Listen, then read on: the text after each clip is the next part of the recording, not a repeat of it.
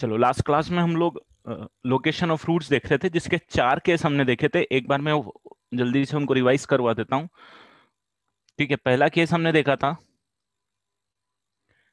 के is greater then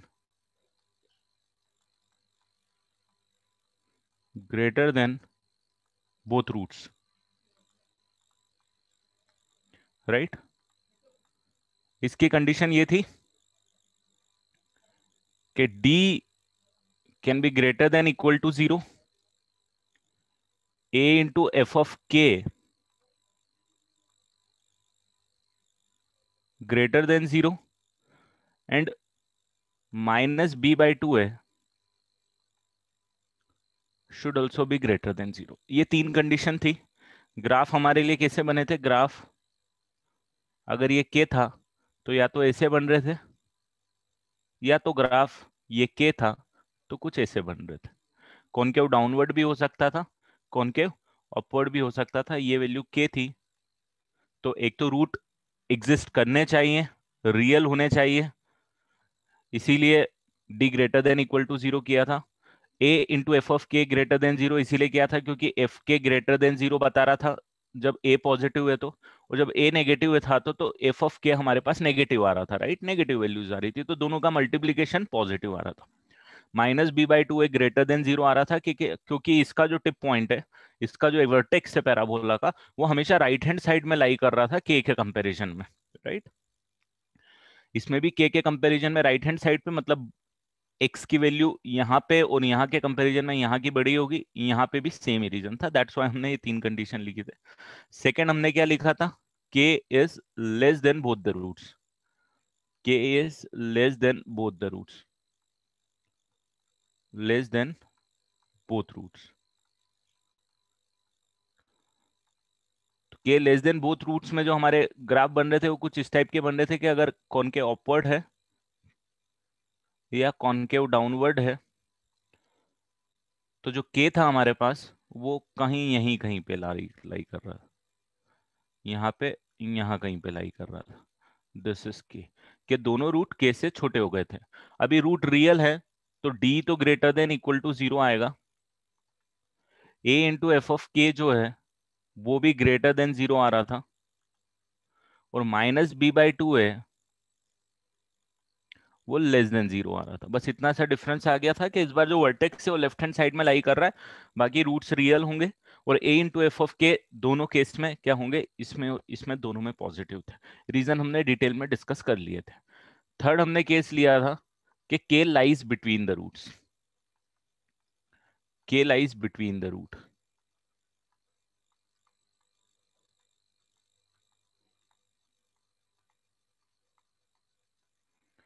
ठीक है, के राइज बिटवीन द रूट। तो के लाइज बिटवीन द रूट में हमने क्या किया था कि सबसे पहले एक ग्राफ बनाया था, ये वाला, या फिर कॉनकेव डाउनवर्ड का ग्राफ बना लो, ये वाला। इसमें ये जो के की वैल्यू थी वो यहाँ कहीं पे आ रही थी, मतलब कहीं भी रूट्स के बीच में आनी थी, ये के आनी थी। तो जब रूट्स के बीच में आना था तो हमने सबसे पहली कंडीशन लिखी थी कि डी जो है वो मस्ट बी ग्रेटर देन 0 होना चाहिए। डी की वैल्यू क्या होनी चाहिए? ग्रेटर देन 0 होना चाहिए। And A into F of के मस्ट बी लेस देन 0 होना चाहिए। ठीक है, ए इंटू एफ ऑफ के मस्ट बी लेस देन 0 होना चाहिए। Just a second.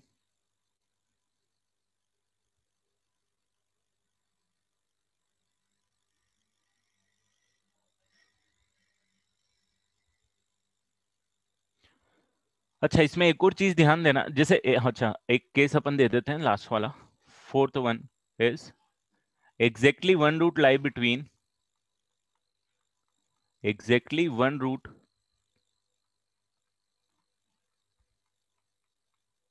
lie between k1 and k2 where k1 is less than k2। k1 k2 में k2 k1 छोटा है, k2 बड़ा है।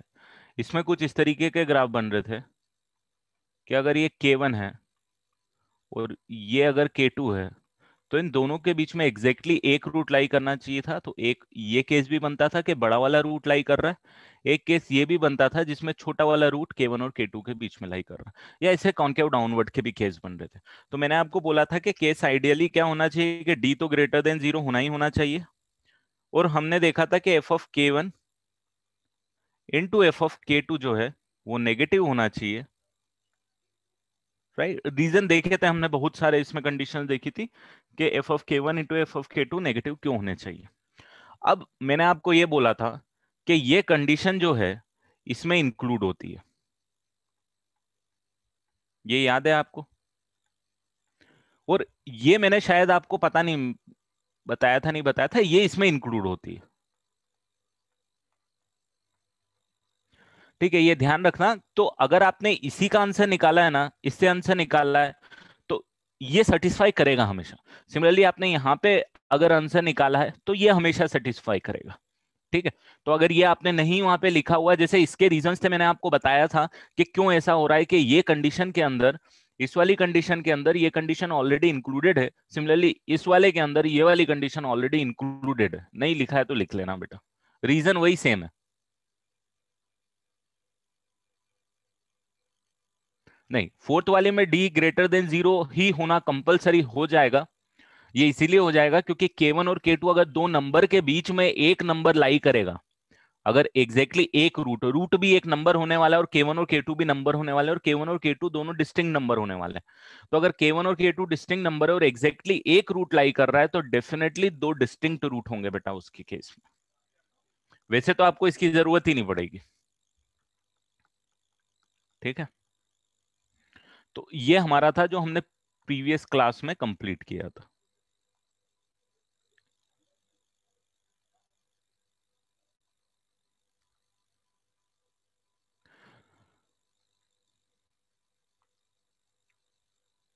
अब देखो यहां पे एक चीज ध्यान देना, मैंने बोला ना ए इंटू एफ ऑफ के जो है, ए इंटू एफ ऑफ के जो है वो लेस देन जीरो जब आप सॉल्व करोगे तो डी ग्रेटर देन जीरो की कंडीशन ऑलरेडी इंक्लूड हो जाती है इसके अंदर।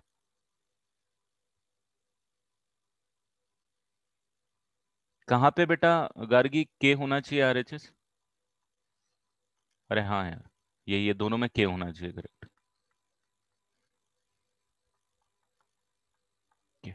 तो मैं जो बोल रहा था आपको कि ये जब इंक्लूड करोगे तो ये कंडीशन इंक्लूड हो जाएगी। अब इसका क्वेश्चन जो हमने किया था उसमें भी देख लो कि हमने जब देखा था zero lies between the root, तो हमने D greater than zero A into F of zero is less than zero लिया था। इसमें जो आंसर आया देखो, इसका आंसर इसके अंदर ऑलरेडी इंक्लूडेड है, तो जब दोनों का इंटरसेक्शन लोगे तो यही वाला आंसर आपके पास आने वाला है।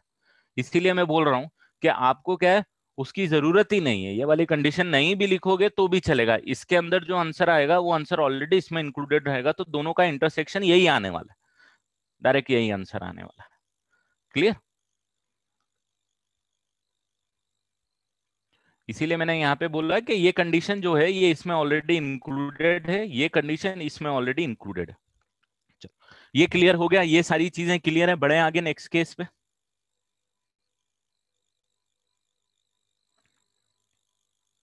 अब इसके बारे में एक और चीज मैं आपको बताता हूं। F of K1 into F of K2 less than zero था। अगर आपको ये इनइक्वालिटी, सिर्फ ये वाली इनइक्वालिटी सॉल्व करते हो, अगर आपको कभी, चलो जब आगे केस आएगा मैं समझा दूंगा, यहाँ के लिए अभी छोड़ देते, ये क्लियर है यहाँ पे। अब नेक्स्ट केस में लेता हूं, जो कि न्यू केस है आपके लिए, आपने नहीं पढ़ा है अभी तक। That is both roots lying between K1 and K2।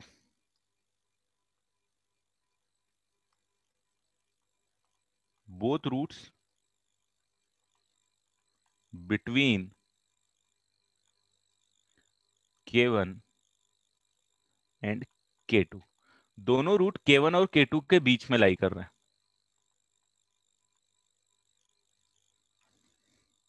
ठीक है, अब बोथ रूट K1 और K2 के बीच में लाई कर रहे हैं, तो इसका स्टेटमेंट वो लोग ऐसे भी लिख सकते हैं,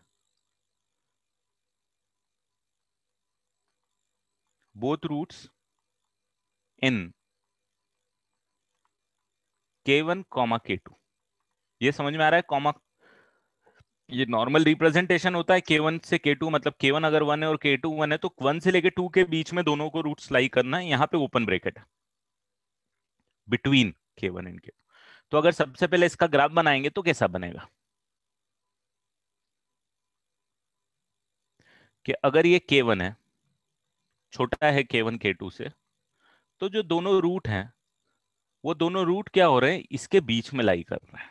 ये केस बन रहा है कौन के, अपवर्ड के केस में ये वाला केस बन रहा है ना। इक्वल रूट्स भी हो सकते हैं इसके अंदर, क्योंकि वो भी चल जाएगा। और कॉनकेव डाउनवर्ड का अगर केस आप लोगे तो भी सिमिलर केसेस K1 और K2 दोनों के बीच में क्या आने वाले हैं, दोनों रूट आप लाए करा दो, इक्वल रूट्स चलेंगे जब तक वो डिस्टिंक्ट रूट्स नहीं बोल रहा है इस केस में। और इस केस में हमको पता भी नहीं चलेगा, जो स्टेटमेंट है हमारे पास वो ये नहीं बताता है कि डिस्टिंक्ट होना जरूरी है। आपको बोल रहा है दोनों रूट्स लाई करने चाहिए K1 और K2 के, तो दोनों रूट्स इक्वल भी हो सकते हैं। ठीक है, तो ये केसेस आएंगे। तो सबसे पहले मुझे बताओ, मैं डी के बारे में कोई कमेंट कर सकता हूं क्या? Can I comment on the value of D, कि डी की वैल्यू क्या आएगी? डी ग्रेटर देन और इक्वल टू 0 होना चाहिए, रूट रियल होने चाहिए, राइट? रूट्स रियल होने चाहिए। नेक्स्ट हम लोग बोलते हैं -b/2a का क्या सीन होना चाहिए भाई साहब? -b/2a क्या, can I comment on the value of -b/2a relative to K1 and K2? Can I comment? क्या K1 और K2 के रेस्पेक्ट में मैं -b/2a को कमेंट कर सकता हूं क्या?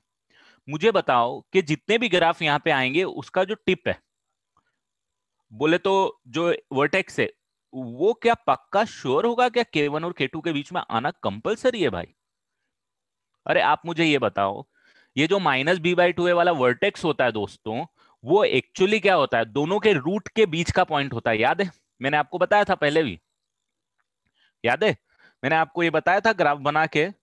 मैंने बोला था इतना ज्यादा यूज नहीं आएगा अभी के लिए, आपको बहुत अच्छा क्वेश्चन आता है तो यूज आता है। मैंने आपको ये बताया था दोस्तों, ध्यान देना, रिवाइज करवाई देता हूं कि ये जो पॉइंट है α,0, ये जो पॉइंट है β,0, और ये जो पॉइंट होता है दोस्तों वो होता है वर्टेक्स, इसका एक्स कोऑर्डिनेट होता है -b/2a, -d/4a। तो ये जो पॉइंट होता है ना, ये वाला जो पॉइंट होता है, जो कि इसका, ये इसका क्या होता है, मिड पॉइंट होता है। This is the mid point, ये याद है मैंने बताया था। और फिर मैंने ये भी बताया था, इसको थोड़ा और एक्सटेंड किया था, और मैंने बताया था कि ये वाली जो लाइन होती है, ये जो लाइन होगी, जो वर्टिकल लाइन होगी, इस लाइन के करस्पॉन्डिंग जो ग्राफ होता है वो सिमेट्रिक होता है। भाई मिड पॉइंट है जब ही तो सिमेट्रिक होगा। तो मुझे ये बताओ कि अगर दोनों रूट ही K1 और K2 के बीच में है, तो दोनों का मिड पॉइंट भी तो K1 और K2 के बीच में आना कंपलसरी है। क्लियर? तो मैं क्या बोल दूं ये K2 से छोटा होगा, और ये बोल दूं K1 से बड़ा होगा? मैंने ऑलरेडी ये तो बोल ही दिया है कि K1 K2 से छोटा है, इसीलिए आई कैन कमेंट कि K1 से बड़ा होगा, K2 से छोटा होगा, मतलब छोटे वाले नंबर से बड़ा होगा और बड़े वाले नंबर से छोटा होगा। क्लियर है? -b/2a के बारे में कमेंट कर दिया आपने, करेक्ट? f(k1) और f(k2) के बारे में क्या बोलोगे आप? f(k1) और f(k2) के बारे में कैन यू कमेंट के क्या होना चाहिए?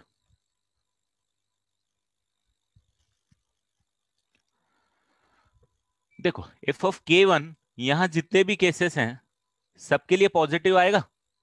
f(k2) यहां जितने भी केसेस हैं सबके लिए पॉजिटिव आएगा। f(k1) सबके लिए यहाँ नेगेटिव आएगा। f(k2) सबके लिए नेगेटिव आएगा। क्लियर है?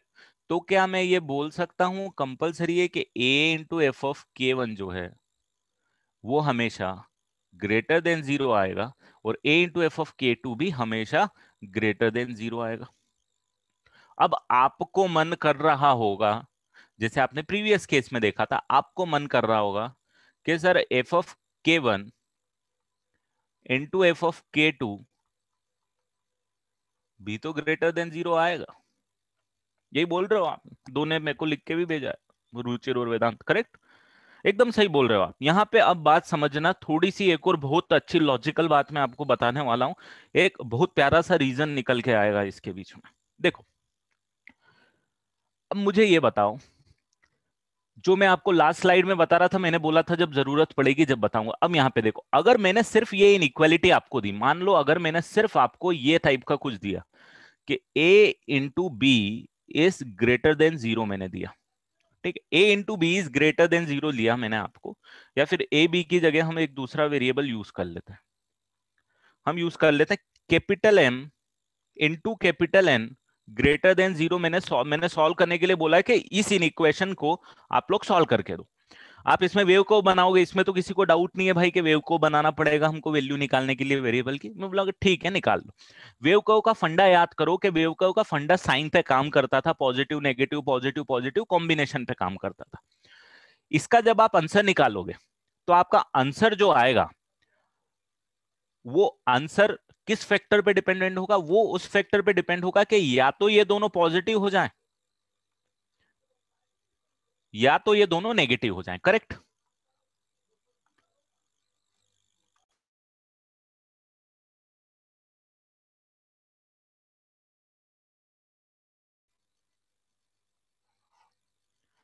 ठीक है, या तो दोनों पॉजिटिव हो जाए या तो दोनों क्या हो जाए, नेगेटिव हो जाए। ये समझ में आ रहा है आपको?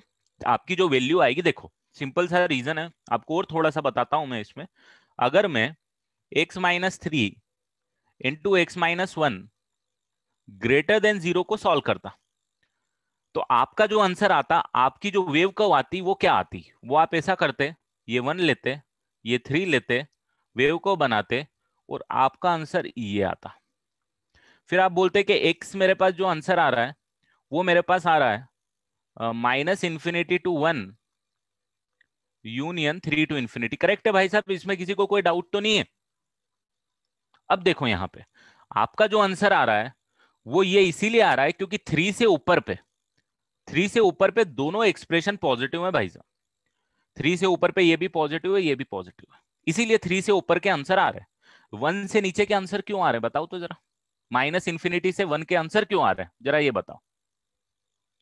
माइनस इंफिनिटी से वन के आंसर इसीलिए आ रहे हैं क्योंकि दोनों नेगेटिव है। ये आ रहा है इसीलिए नेगेटिव नेगेटिव मल्टीप्लाई होकर पॉजिटिव हो रहे हैं, इसीलिए तो आ रहा है। यहाँ पे एक पॉजिटिव है और एक नेगेटिव है, इसीलिए आपके पास ओवरऑल साइन नेगेटिव आती है। करेक्ट? तो आपका आंसर जो माइनस इंफिनिटी से वन का आंसर आया, इसका रीजन ये था कि दोनों ब्रैकेट नेगेटिव थे, और थ्री से इंफिनिटी का आया है उसमें दोनों ब्रैकेट पॉजिटिव थे। करेक्ट? अब जब आप इसको मान लो कभी सॉल्व करोगे तो आपका जो सॉल्यूशन आएगा, वो सॉल्यूशन क्या आएगा? वो सॉल्यूशन जब आएगा जब या तो ये दोनों पॉजिटिव होंगे या तो ये दोनों क्या होंगे, नेगेटिव होंगे। करेक्ट है? इसमें तो किसी को डाउट नहीं है। अब अब ध्यान देना कि हमारे ये वाले केस में ये फेल क्यों होता है? ये फेल इसीलिए होता है दोस्तों क्योंकि जब a ग्रेटर देन जीरो है तो मेरे पास एफ के वन जो है और एफ के टू है, वो दोनों मुझे पॉजिटिव चाहिए, ये कंपलसरी है। और a जब मेरे पास लेस देन जीरो है तो एफ ऑफ के वन भी नेगेटिव चाहिए और एफ ऑफ के टू भी नेगेटिव चाहिए। समझ में आ रहा है? तो मुझे ये जरूरी नहीं है कि जैसे अगर कॉनकेव अपवर्ड का ग्राफ मैंने बना दिया तो मेरा जरूरी नहीं है कि एफ के वन इंटू एफ के टू पॉजिटिव तो आएगा, बट दोनों नेगेटिव वाला केस जो है, ये वाला केस एक्स्ट्रा आ जाएगा इस केस के लिए, और इस केस के लिए ये ऊपर वाला केस एक्स्ट्रा आ जाएगा। तो you will be including some extra solutions. आ रहा है क्या समझ में? इसीलिए हम इसको इंडिविजुअल लिखेंगे, या फिर आप ए को इंसर्ट कर दो। अगर आप ए को इंसर्ट कर दोगे तो मेरा काम चल जाएगा। अगर मैं, हाँ ये समझने में थोड़ी सी बेटा आपको प्रॉब्लम आएगी समझना कि यार ये केस है सर, बोल रहे हैं कि ये इसमें एक्स्ट्रा केस है, ये इसमें एक्स्ट्रा केस है। ठीक है, एक बार ध्यान देना, एक बार वापस से बताऊंगा। अगर मेरे पास कॉनकेव अपवर्ड का ग्राफ है, मतलब मैं श्योर हो गया हूं कि मेरा ग्राफ क्या है, कॉनकेव अपवर्ड का है, तो एफ के वन और एफ के टू मेरे को दोनों पॉजिटिव चाहिए या नहीं चाहिए? इसमें किसी को डाउट के ये दोनों इंडिविजुअल मुझे जीरो से बड़े चाहिए? इसमें किसी को डाउट तो नहीं? और अगर मेरे पास कॉनकेव डाउनवर्ड का ग्राफ है, ए लेस देन जीरो, तो एफ के वन और एफ के टू दोनों इंडिविजुअल मेरे को जीरो से छोटे चाहिए, इसमें तो किसी को डाउट नहीं? ये जो मैंने ब्लैक में लिखा है इन दोनों केसेस के लिए, ये तो क्लियर? ठीक है। अब इस कंडीशन को इंक्लूड करने के लिए मैं ये वाली कंडीशंस लिखूं कि ये वाली कंडीशन लिखूं, उस पे बात करता हूं। अगर मैंने ये वाली कंडीशन लिखी, मान लो मैंने ये वाली कंडीशन लिखी, ये दोनों केस में ट्रू है भाई। एफ के वन और एफ के टू का मल्टीप्लीकेशन पॉजिटिव है, एफ के वन और एफ के टू का मल्टीप्लीकेशन पॉजिटिव है दोनों केस में, ध्यान देना। बट अगर मैं इसको सॉल्व करूंगा, अगर मैं इसको सॉल्व करूंगा, तो मेरे पास आंसर जो है वो कौन कौन से केस के इंक्लूड होंगे, प्लस प्लस वाले। अच्छा मैं इसको एग्जांपल लेके समझाता हूं, इधर आओ। मान लो मेरे को x-3 और x-1 ग्रेटर देन 0 के लिए सॉल्व करना है, ठीक है। और मेरे पास एक केस ये कि x-3 ग्रेटर देन 0 है और x-1 ग्रेटर देन 0, एक केस ये है और एक केस ये है।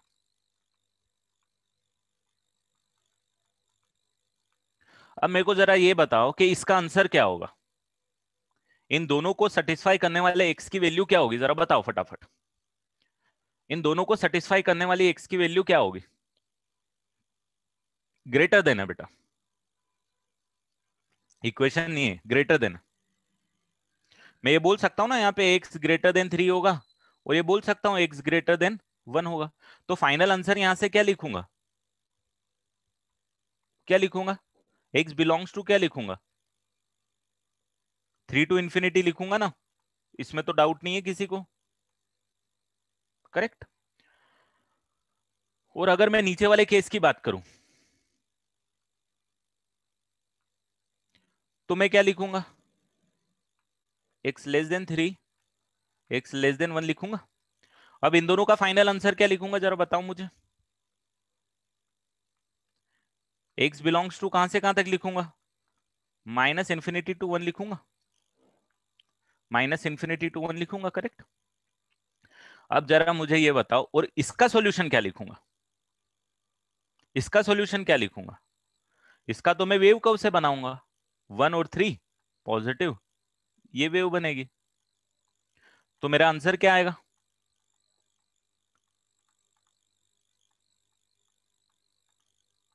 ये आएगा, राइट। तो मैं ये बोल सकता हूं क्या कि मुझे अगर सिर्फ ये चाहिए तो मैं इसको लिख दूं तो मेरा आंसर आ जाएगा, एक्स्ट्रा सॉल्यूशन आए ना। अगर मैं इसको और इसको कंपेयर करूं तो मेरे पास एक्स्ट्रा सॉल्यूशन आए ना, ये वाले। मैं अगर ये वाले आंसर और ये वाले आंसर को कंपेयर करूं तो फिर एक्स्ट्रा सॉल्यूशन आए ना, ये वाले।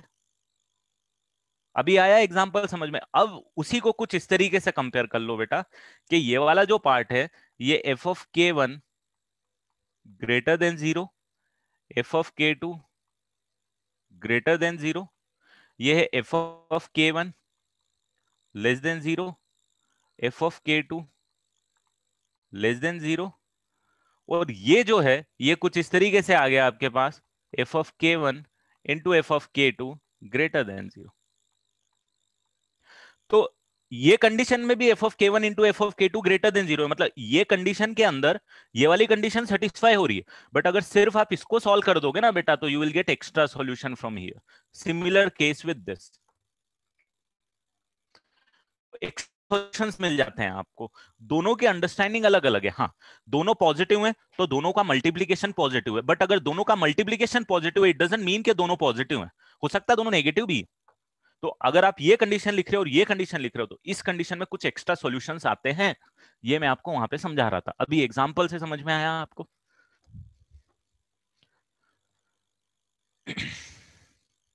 तो when a is greater than 0 बेटा, when a is greater than 0, what you need is, दोनों को इंडिविजुअल पॉजिटिव चाहिए आपको, नेगेटिव से काम नहीं चलेगा आपका।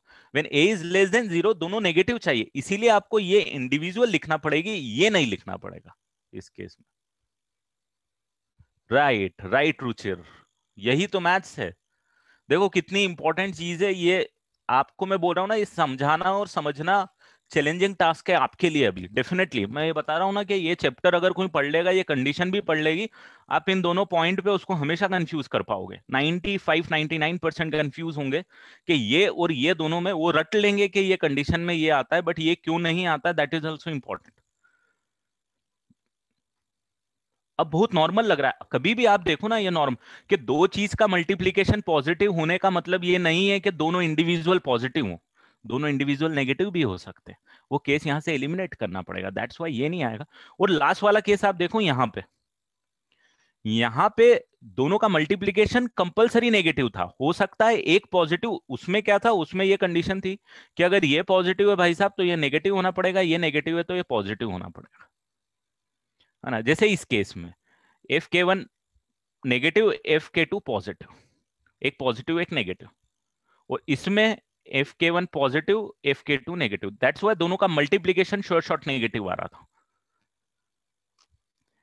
और इस वाले केस में दोनों का मल्टीप्लीकेशन शॉर्ट शॉर्ट पॉजिटिव आ रहा है, but A greater than zero के लिए दोनों को इंडिविजुअल पॉजिटिव और लेस देन जीरो को दोनों के लिए इंडिविजुअल नेगेटिव। हाँ, अगर आप इसी को एक सेकेंड ना कुछ इस तरीके से इंट्रोड्यूस कर देते हैं, ध्यान देना एक और, अगर आपको समझ में आ रहा है इसीलिए मैं बता रहा हूं, नहीं तो मैं उसको टच भी नहीं करता। क्या मैं इस पे कोई कंडीशन लिख सकता हूं?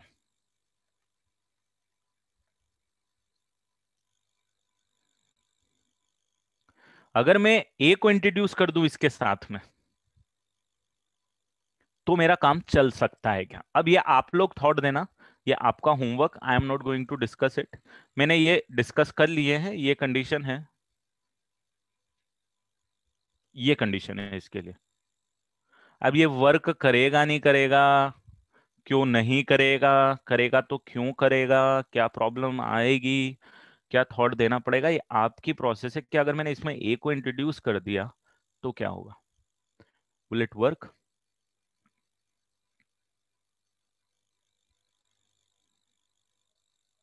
नहीं, वर्क नहीं करेगा, राइट, करेक्ट। चलो बढ़ूं आगे, नेक्स्ट क्वेश्चन करा दूं बेटा इस पे, जो हम क्वेश्चन लास्ट क्लास में कर रहे थे उस क्वेश्चन को वापस से उठाते हैं हम, और अब ये वाले क्वेश्चन के लिए सॉल्व कर लेते हैं।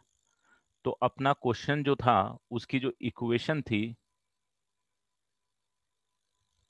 अपन लोग रिवाइज करते हैं, आज थर्सडे है ना, देखते हैं कल करेंगे नहीं तो परसों करेंगे।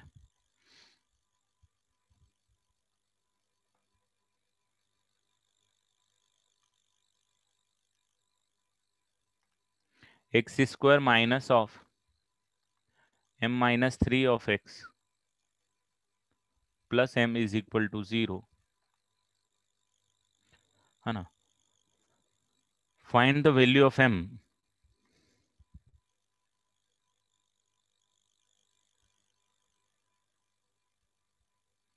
व्हेन both roots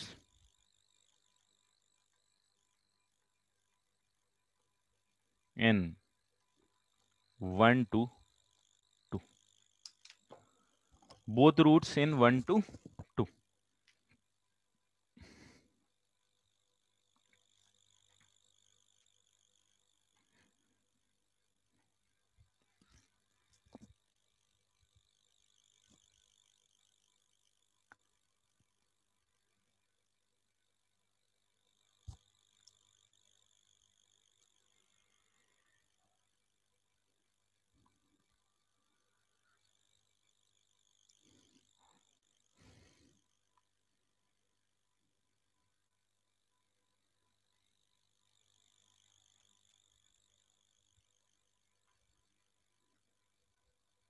नहीं, m can be any value, any real value, but m belongs to r।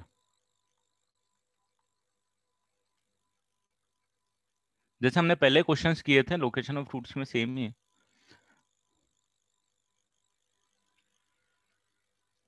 ये कुछ 1 है और ये 2 है, तो रूट जो है वो 1 और 2 के बीच में ही लाई करने चाहिए। ये वाला कौन के ओपोर्ड का ही केस है तो पर्टिकुलरली खैर, तो पहला केस बनता था आपके लिए d must be greater than equal to zero. Last class में याद रख, नोट्स पलटोगे आपको आंसर मिल जाएगा इसका। आपका आंसर आ रहा था शायद m belongs to minus infinity to plus one union 9 to infinity, ठीक है। सेकेंड केस आ रहा आपका आएगा कि माइनस बी बाई टू है, 1 से बड़ा होगा और 2 से छोटा होगा। तो यहाँ पे मैं ये कर सकता हूँ, 1 से m-3/2 इस रेंज में लाई करेगा। तो ये हो सकता है कि m जो है वो 7 से छोटा होना चाहिए और m जो है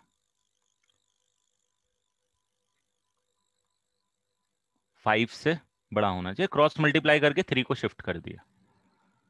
थर्ड कंडीशन आएगी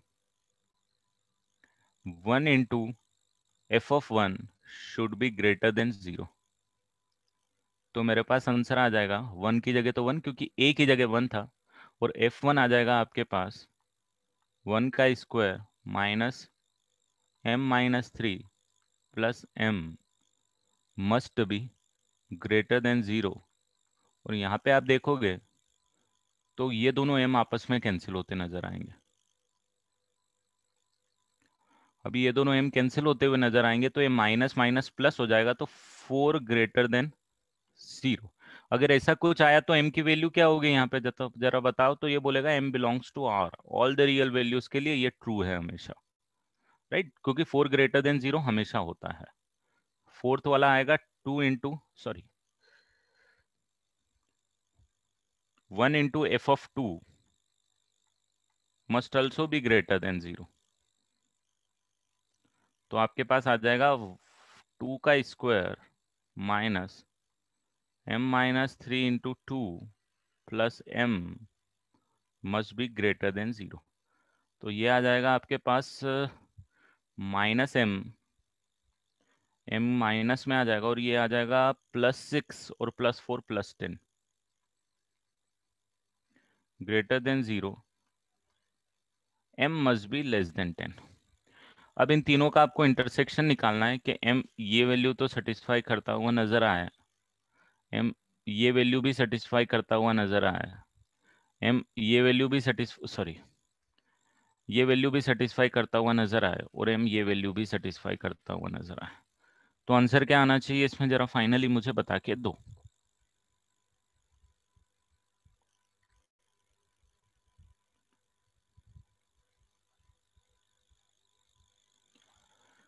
फाइनल आंसर क्या आना चाहिए, m बिलोंग्स टू 5। ये दोस्तों 5 से 7 के बीच में यहाँ कहाँ इंक्लूडेड है ये दोनों? ये तो सॉल्व करने की जरूरत ही नहीं थी। ये दोनों ने ही बोल दिया कि m की कोई वैल्यू पॉसिबल नहीं हो पाएगी। ये तो बोला 1 से लेके 9 के बीच में तो रूट्स इमेजिनरी आ रहे हैं ना दोस्तों, कैसे चलेगा? करेक्ट।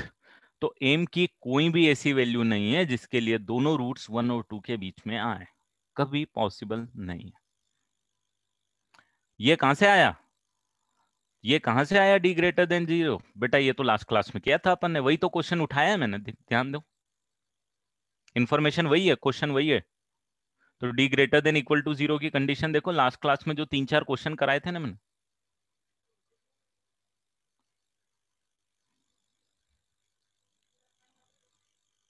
ये वाली m की वैल्यू कहां से आई, वही बोल रहे हो ना।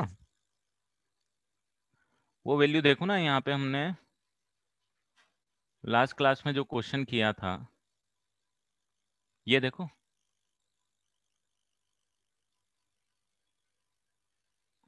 ये सॉल्व किया था ना हमने लास्ट क्लास में, वही तो इक्वेशन है बेटा। पुराने वाले आंसर को यूज कर रहा हूं मैं, और ये हमने सॉल्व किया था यहाँ पे, भूल गया मैं कहाँ पे सॉल्व किया था। ये वेव को बनाया था, याद है? याद है उसको डिटेल में कहीं सॉल्व किया होगा अपन ने शायद। ठीक है, याद आ गया। ये d greater than equal to 0 के लिए ये है, वही वाला क्वेश्चन मैंने यहाँ पे यूज किया है बेटा। d सेम ही एक्सप्रेशन है, ठीक है, मैंने डायरेक्ट आंसर लिख दिया उसको।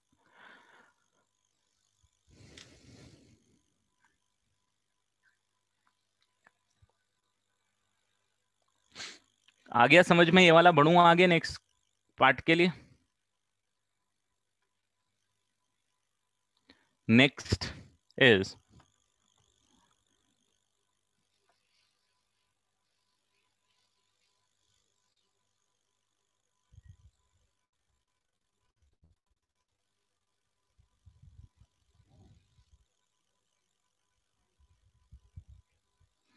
K1 and K2 lies between K1 and K2 lie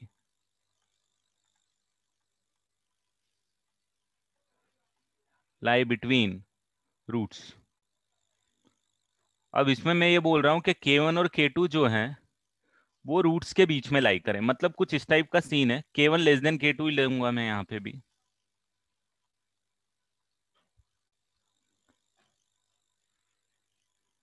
कि अगर ये मैंने K1 लिया और ये मैंने K2 लिया, this is my K1 and this is my K2, तो मेरा ग्राफ भाई साहब ये नजर आएगा, both roots lying between K1 and K2। और कॉनकेव डाउनवर्ड का ग्राफ है, तो ये K1 है, ये K2 है, ग्राफ मेरे पास कुछ इस टाइप का नजर आएगा। फंडा तो क्लियर है ना आपको? मेजरली, हाँ, मेजरली क्या है ना, ग्राफ समझ में आना चाहिए बेटा, और बेसिक कंडीशन जो 3-4 लिखते हैं उनके बीच में आपको डिफरेंस पता होना चाहिए। तो पहली कंडीशन जो मैं लिखूंगा वो क्या लिखूंगा, जरा मेरे को बताओ। डी के बारे में कोई कमेंट? भाई डी के बारे में कोई कमेंट करोगे क्या? आप बोलोगे सर डी तो ग्रेटर देन जीरो लेना पड़ेगा, इक्वल टू जीरो से भी काम नहीं होगा, sure shot D greater than zero लेना पड़ेगा, राइट? क्योंकि अगर दो नंबर्स के बीच में आ रहे हैं तो जो दो नंबर्स हैं वो तो अलग अलग होने चाहिए ना। अगर K1 और K2 इन दो नंबर्स के बीच में आ रहे हैं, ये रूट और ये रूट के बीच में आ रहे हैं, तो ये दोनों रूट अलग ही होने चाहिए, डी ग्रेटर देन जीरो होना compulsory. Can you comment on minus B by two a guys? Let me know what you are thinking about minus B by two a का क्या करूं? We can not comment on minus B by two. Graph तो कैसा भी हो सकता है, correct? Minus B by two a can be any real value, कोई कमेंट नहीं, मतलब यहां कोई कंस्ट्रेन नहीं है माइनस बी बाई टू ए के लिए। K1 और K2 बेचारे दोनों इस कोने में आ गए, मान लो K1 और K2 दोनों इस कोने में आ गए, यहाँ K1 हो गया और यहाँ K2 हो गया, तो माइनस बी बाई टू ए से दोनों छोटे हो गए, इसमें एक छोटा एक बड़ा हो गया, और यहाँ K1 K2 यहाँ दोनों बड़े इधर आ गए। तो इनफाइनाइट टाइप ऑफ ग्राफ बना सकते हो आप, राइट? तो माइनस बी, अब एफ ऑफ K1 और एफ ऑफ K2 के बारे में क्या कमेंट करोगे मुझे ये बताओ, क्या दोनों को साथ में लिखोगे कि दोनों को अलग अलग लिखोगे? This answer I require from your side, कि भाई मैं क्या लिखूंगा, मैं एफ ऑफ K1 और एफ ऑफ K2 को अलग अलग लिखूं कि दोनों को मल्टीप्लाई करके लिखूं जैसे मैंने लिखा था? दोनों केस यूज कर चुका हूं मैं, तो इसके लिए क्या सूटेबल होगा?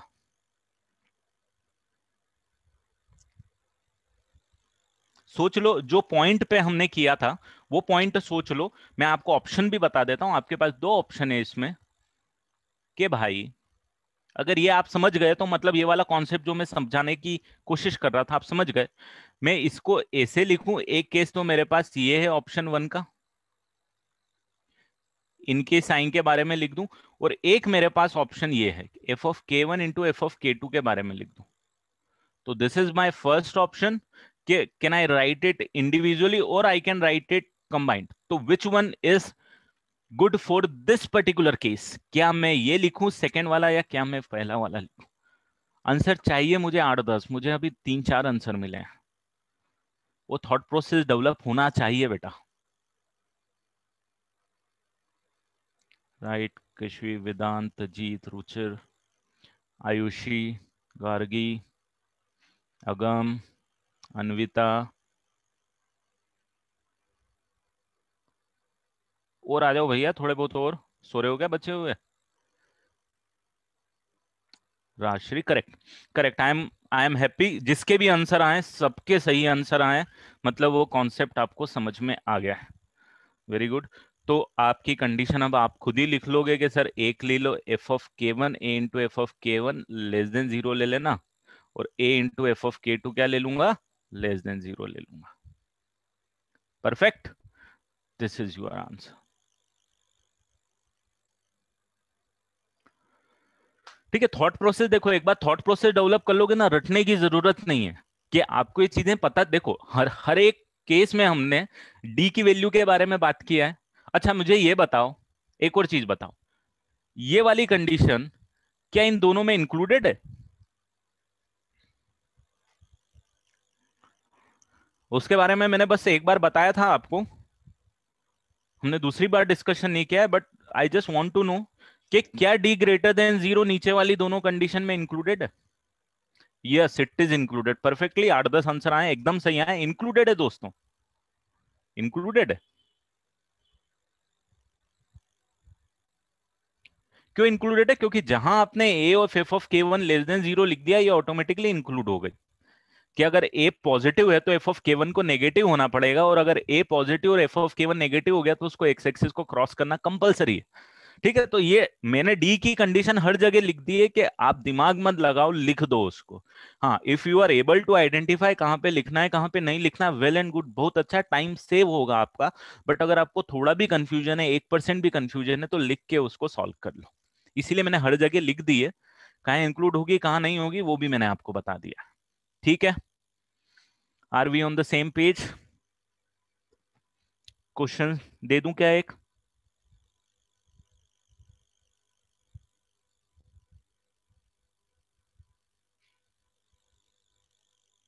चलो, सेम क्वेश्चन लेंगे।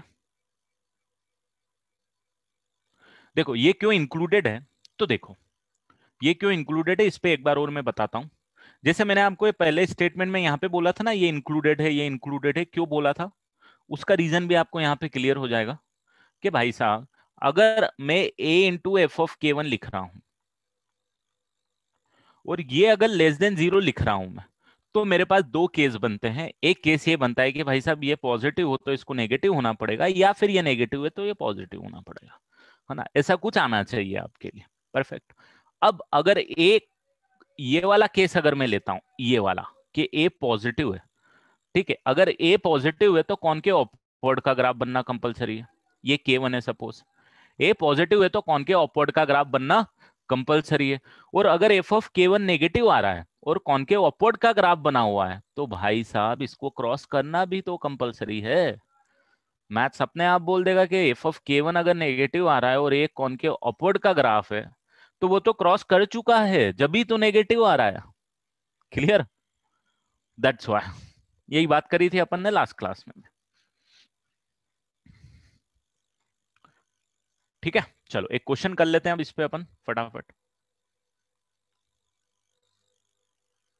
वही वाला एग्जाम्पल,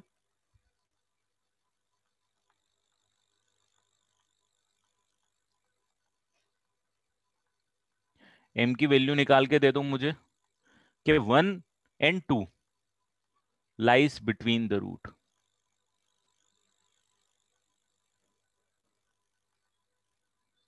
कभी फुर्सत मिलेगी तो इसमें मैं और आपको वेरिएशन बताऊंगा। जनरली जेई मेंस घुसता नहीं है, जेई एडवांस घुसता है। तो अभी अपने पास टाइम नहीं है तो मैं नहीं बताऊंगा, नहीं तो एक और थोड़े केसेस होते हैं इसी पे वैरायटी के। स्टैंडर्ड आप कोई भी बुक उठाओगे तो इतने केसेस ही मिलते हैं, बट देयर आर केसेस जो जेई एडवांस पूछ लेता है ना? तो उसमें मैं नहीं घुसा हूं अभी तक। उसके लिए मेरे को आधा एक लेक्चर और चाहिएगा, तो वो अभी नहीं रिक्वायर्ड है तो मैं नहीं लूंगा।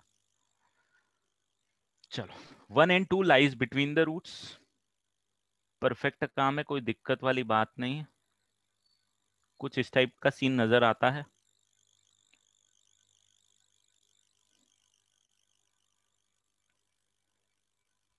तो मैं इसमें डी ग्रेटर देन जीरो के लिए भी सॉल्व कर लेता हूँ, यहाँ की छोड़ो, यहाँ पे डी ग्रेटर देन जीरो होना चाहिए कंपलसरी। आपको इसका आंसर याद ही हो गया होगा, इस इक्वेशन के लिए अपन शुरू से यूज कर रहे हैं। एम की वैल्यू क्या आ रही थी भाई? -∞ to 1, 1 को इंक्लूड नहीं करना है इस बार, यूनियन 9 to ∞, क्योंकि रूट्स इक्वल नहीं हो सकते। सेकेंड कंडीशन आप लिखे हुए हो, ए की जगह 1 है, एफ ऑफ 1 जो है वो लेस देन जीरो चाहिए। ठीक है भाई, चाहिए, है ना? तो ये आ जाएगा आपके पास 1 का square -(m-3) into 1 plus m less than zero. So therefore यहाँ पे आपके पास आ रहा था, m तो कैंसिल हो जा रहा था, 4 less than zero. 4 less than zero मतलब m बिलोंग्स टू 5। खत्म, कोई आंसर ही नहीं आएगा, लास्ट वाली कंडीशन लिखने की जरूरत ही नहीं पड़ेगी।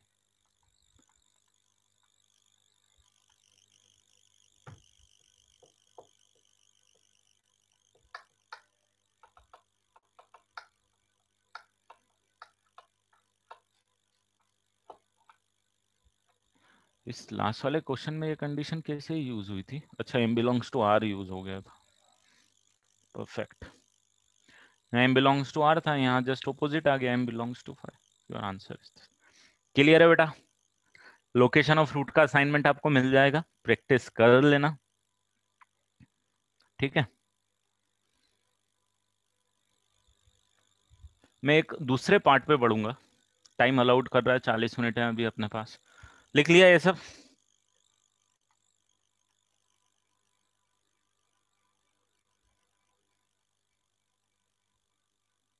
हाँ राइट, इसको नहीं भी इंक्लूड करोगे तो भी आंसर यही आता। यहाँ पे ये इंक्लूडेड वाला हो जाएगा, ये अपने लिखा ना जैसा यहाँ।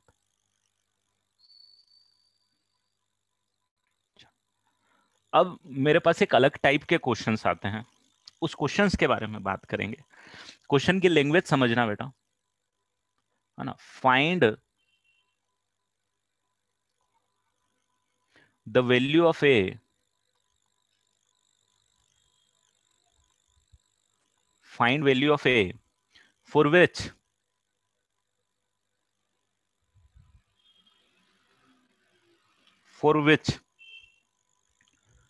ax square plus a minus 3x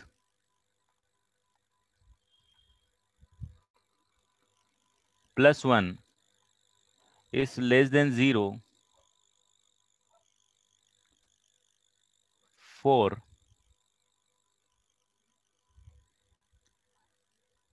x belongs to r। नहीं, इसको लेस देन 0 की जगह हम लोग इसको ग्रेटर देन 0 करते हैं।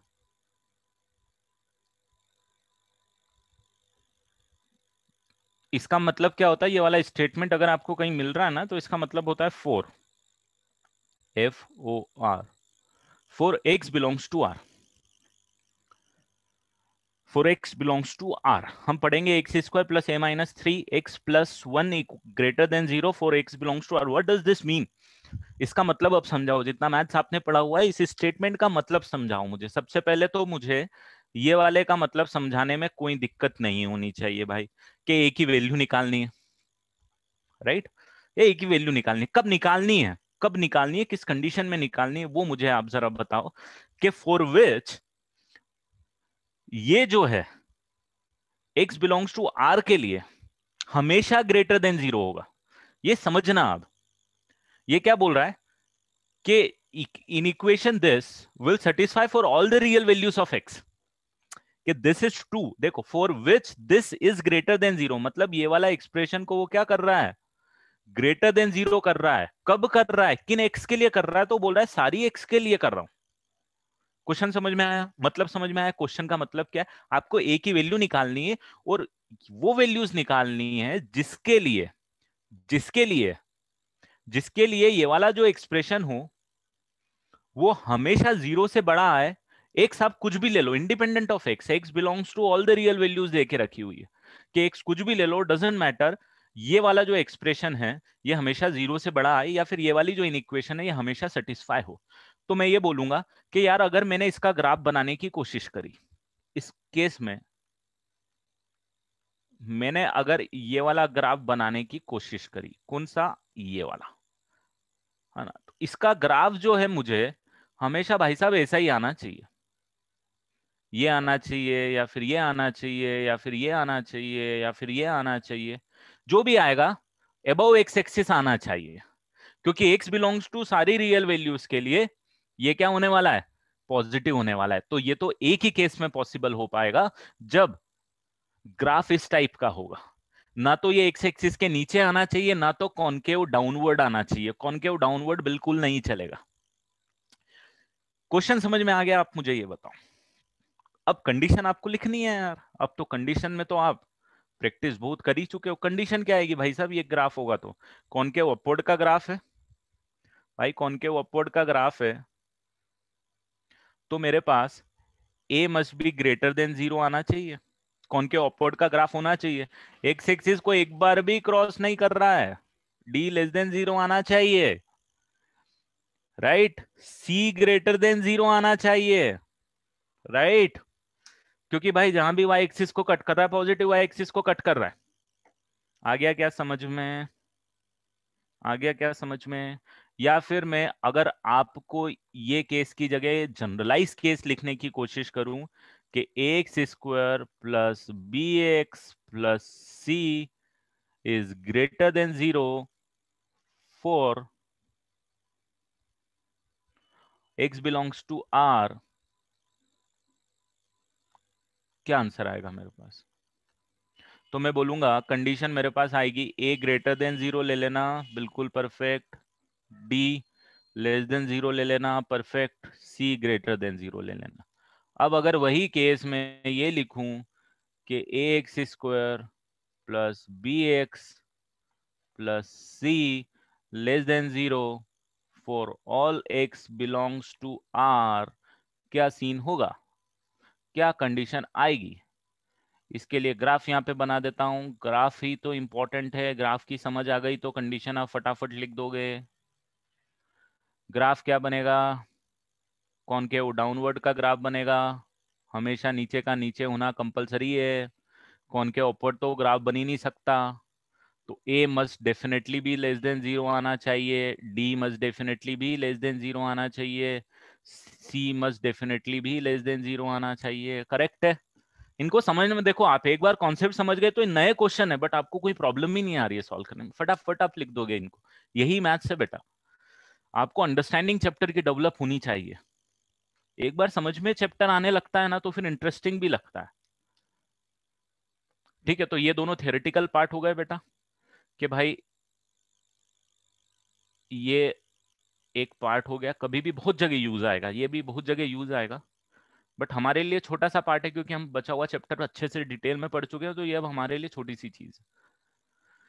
अगर ये वाला क्वेश्चन सॉल्व करूंगा तो क्या आएगा? ए ग्रेटर देन 0 आएगा, तो भाई इसके लिए एक ही जगह ए ही है, तो ठीक है मैं लिख देता हूँ ए ग्रेटर देन 0 आएगा। सेकेंड कंडीशन क्या आएगी? डी लेस देन 0 आएगा, तो मैं लिख दूं a-3 the whole square minus 4 into A into 1 must be less than 0। Third condition यहाँ पे आएगी 1 ग्रेटर देन 0, परफेक्टली आ ही रहा है, कोई दिक्कत वाली बात ही नहीं है। ठीक है, तो यहां से आपके पास आ जाएगा a square minus of 10a plus 9 should be less than 0। ये a-9 a-1 should be less than 0, और ये बोलेगा a बिलोंग्स टू 1 to 9। अब आप तीनों कंडीशन को सेटिस्फाई करने वाली वैल्यू ले लो, तो आपको तीनों कंडीशन को सेटिस्फाई करने वाली कौन सी वैल्यू आएगी? a बिलोंग्स टू 1 to 9 आएगा दोस्तों। कोई डाउट? इसको भी सेटिस्फाई कर रहा है 1 to 9, इसको भी कर रहा है, और 1 ग्रेटर देन 0 तो हमेशा ही होने वाला।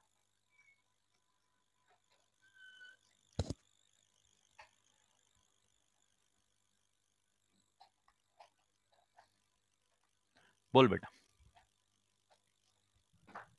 So here C greater than 0 was included in the above two, na, but यार ये देखना पड़ेगा because क्यों। if D like if D is smaller than 0 then it won't cross the x-axis, and if A is greater than 0 then it will be concave upwards, so there's no way C can be negative. नहीं, B square minus 4ac, हाँ तो सी must definitely भी positive, right, ये included होगा उसके अंदर, correct, एकदम सही।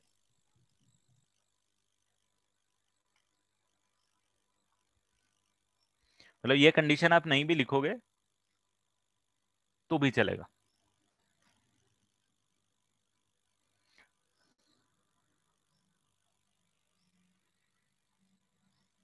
ठीक है, क्लियर है, मतलब यहाँ पे ये कंडीशन नहीं भी लिखोगे तो भी चलेगा, या फिर यहाँ पे सी की कंडीशन नहीं लिखोगे तो भी चलेगा, मतलब आंसर जो है वो इन दोनों का इंटरसेक्शन लोगे तो आंसर मैच हो जाएगा आपका। क्यों हो जाएगा? थोड़ा सा आप सोचना, नहीं जा रहा मैं डिटेल में। ठीक है, जैसे अभी रुचिर ने जो बोला था उस पर थोड़ा सा ध्यान दोगे, समझ में आ जाएगा। मैं इस पे नेक्स्ट क्वेश्चन पे बढ़ूंगा। आई होप आपने ये क्वेश्चन लिख लिया है, समझ में भी आ गया हो आपके पास आपको।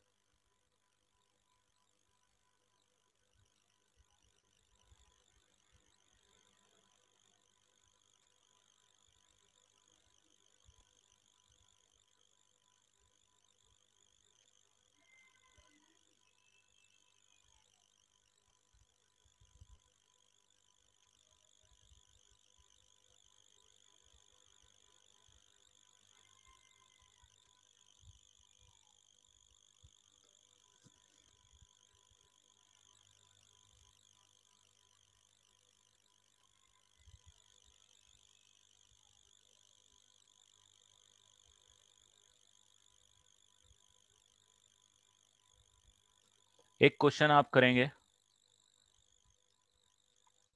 ये सारे अच्छे क्वेश्चन है बेटा ना, इसमें एनालिसिस थोड़ी सी लगती है। +2ax plus a <0 for x belongs to 1 to 2।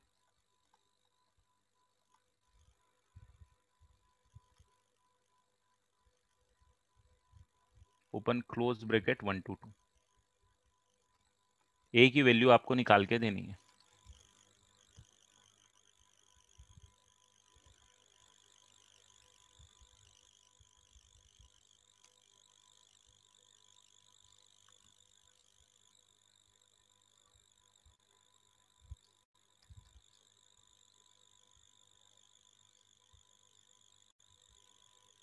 उसके बाद हम इस क्वेश्चन के बाद में जाऊंगा रेंज पे। ये क्वेश्चन आ गया क्या समझ में? ये क्वेश्चन समझ में आना बहुत इंपॉर्टेंट है। क्वेश्चन समझ में आ गया तो आप लिख दोगे, मैं श्योर हूं कि अगर आपको क्वेश्चन ये वाला समझ में आ गया तो आंसर लिखना आपके लिए is not a big task. ये बोल रहा है कि ये वाला जो एक्सप्रेशन है x² + 2x + x 2x + a <0 है, मतलब नेगेटिव है for all x belongs to 1 to 2। कि 1 से 2 के बीच में आप x की कुछ भी वैल्यू पुट करोगे भाई साहब, ये जो एक्सप्रेशन है वो एक्सप्रेशन क्या आना चाहिए? नेगेटिव आना चाहिए। तो मैं ये बोल सकता हूं, ये कंपलसरी बोल सकता हूं कि भाई ये 1 है मान लो और ये 2 है मेरे पास। अच्छा, इसका ग्राफ जो है, सिर्फ इसका ग्राफ किसका? fx x² + 2x + a, इसका ग्राफ कॉनकेव अपवर्ड होगा कि कॉनकेव डाउनवर्ड होगा? कॉनकेव अपवर्ड होगा, इसमें किसी को डाउट तो है ही नहीं। तो ठीक है, अगर 1 से लेके 2 के बीच में हमेशा नेगेटिव आना है तो आपका ग्राफ पक्का ये बनना है कि 1 से लेके 2 के बीच में हमेशा क्या आएगी वैल्यू? नेगेटिव आएगी। मतलब आप ये कोई भी इनपुट डाल दो या 1 और 2 भी डाल दो तो आप आउटपुट देखोगे हमेशा नेगेटिव आना कंपलसरी हो जाएगा। तो this is the graph actually, कि ये वाला केस तो वही आ जाएगा कि 1 and 2 lies between the roots. आप देखो कैसे उन्होंने यूज कर लिया है लोकेशन ऑफ रूट्स, कुछ बोला नहीं है। ये एक्सप्रेशन देख के उन्हें लोकेशन ऑफ रूट्स यूज किया है कि 1 और 2 जो है वो रूट्स के बीच में लाई करेंगे तो ये कंडीशन हमेशा सेटिस्फाई हो जाएगी 1 से लेके 2 के बीच में। करेक्ट? समझ में आ रहा है? तो अब बस आपको यही लिखना है कि a into F of a into F of a into f of 1 should be less than 0 and a into f of 2 should also be less than 0। a नहीं, a की जगह तो यहाँ पे 1 है तो मैं यहाँ 1 लिख देता हूँ, है ना। a ऑलरेडी वेरिएबल यूज किया हुआ है तो मैं उसको छेड़ता नहीं हूँ।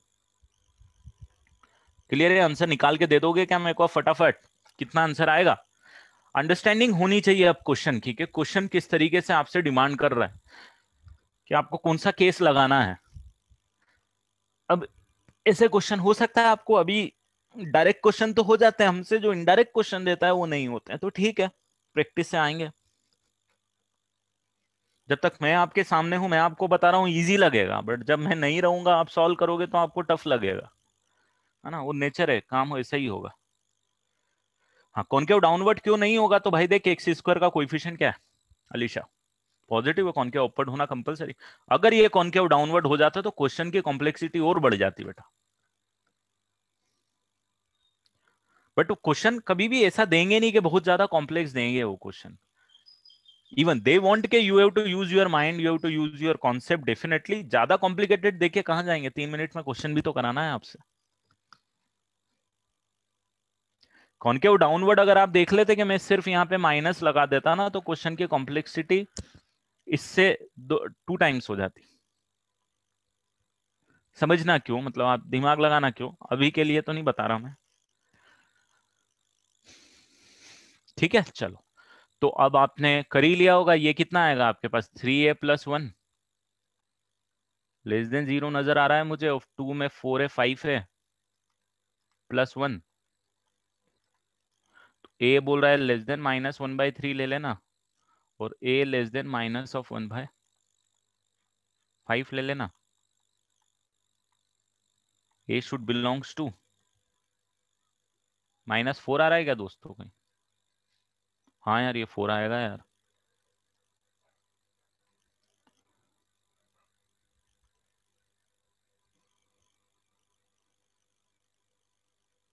आंसर क्या आना चाहिए अब? -∞ टू, ठीक है। तो देखो कितना छोटा सा क्वेश्चन था।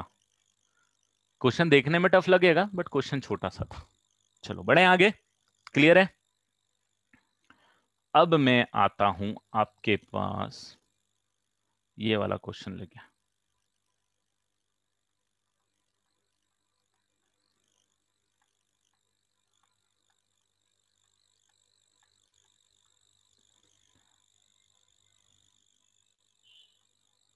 Find range of F of x.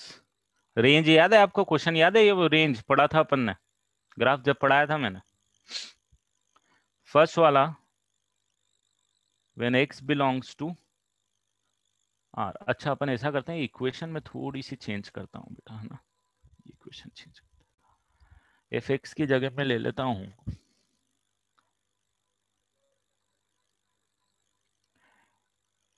x² - 8x + 12।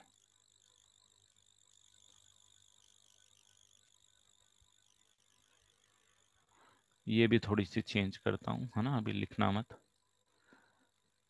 थोड़ा सा ऐसा बता देता हूँ कि कंफ्यूजन ना हो।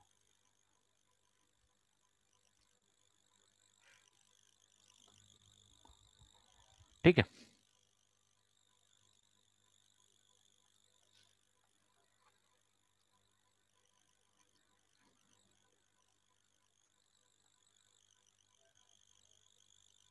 अच्छा मैंने पहले यही लिखा था ना। ये find range when x belongs to R, second when x belongs to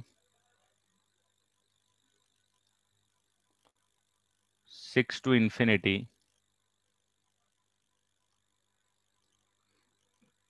third when x belongs to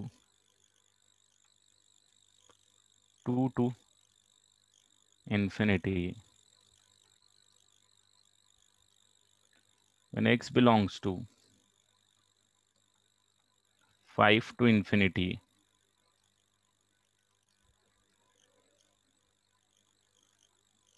when x belongs to 1 1 to 3। ये 5 क्वेश्चन मुझे करके बताओ। ओपन क्लोज ब्रैकेट के फंडे आपको पता ही हैं।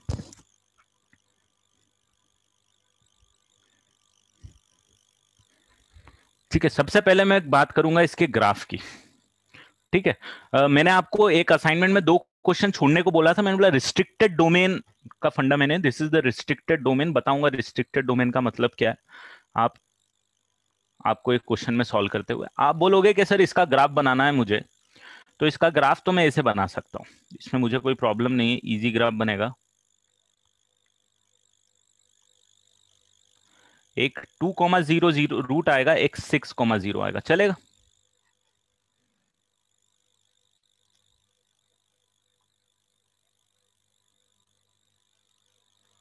ये चलेगा। ये पॉइंट 6,0 हो जाएगा दोस्तों।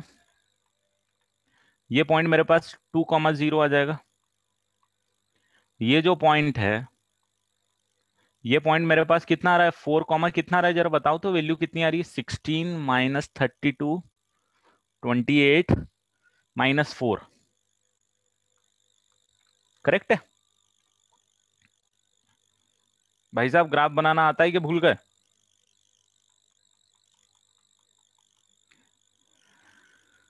ठीक है। अब मेरा क्वेश्चन है कि what is the range of F X when X belongs to R. तो एक्स की वैल्यू कहां से कहां तक पुट कर रहे हो जरा मुझे बताओ। What are the values of X you are putting here? You are taking all the values -∞ to +∞, मतलब पूरा ग्राफ आपके लिए अवेलेबल है। मिनिमम वैल्यू आपके पास -4 हो गई है और मैक्सिमम वैल्यू कहां तक जाएगी? इनफाइनाइट तक जाएगी। करेक्ट है क्या ये? तो मैं लिख दूं क्या यहां पे? कि रेंज मेरे पास कहां से कहां तक आएगी, -4 टू इन्फिनिटी। ये क्वेश्चन तो आपने किया ही था, -d/4a टू इन्फिनिटी।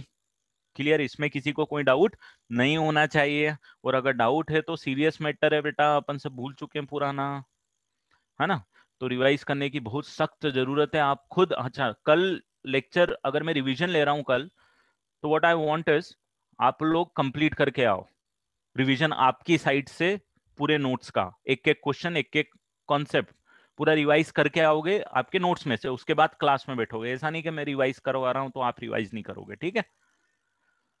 चलो, तो -4 से infinity. Know the next thing is कि अब जो आपके पास इनपुट है बेटा, ध्यान देना, 6 टू इन्फिनिटी के बीच के ही है। आपके पास जो इनपुट है वो 6 टू इन्फिनिटी के बीच में, तो थोड़ा सा ध्यान देना। यही ग्राफ बना देता हूं, छोटी सी स्केल पे बना देता हूं। ये ग्राफ आपके पास बनता, तो आपके जो इनपुट है, ध्यान देना, आपके जो इनपुट हैं वो भाई साहब 6 से चालू होते हैं, यहां से इनपुट चालू हो रहे हैं, और ये सारे इनपुट हैं।